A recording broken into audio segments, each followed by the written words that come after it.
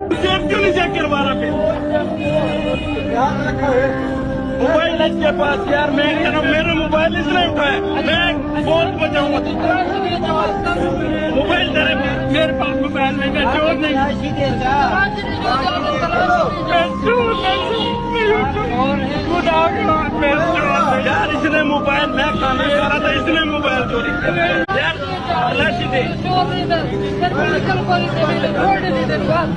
मैं चोर नहीं हूँ, मैं कह रहा हूँ